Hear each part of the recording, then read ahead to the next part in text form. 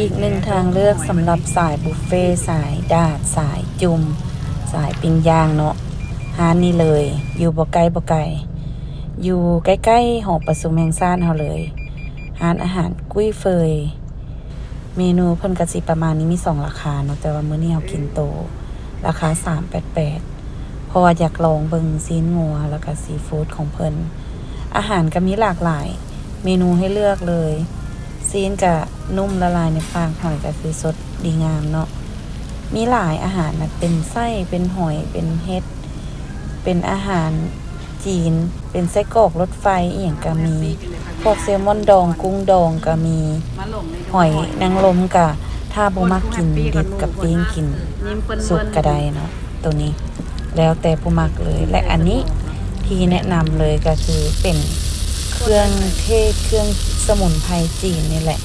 คล้ายๆคือหม่าล่าจีนแต่ว่าเพิ่นเอาสมองมาใส่แซ่บแฮงไปลองกันเด้อทุกคน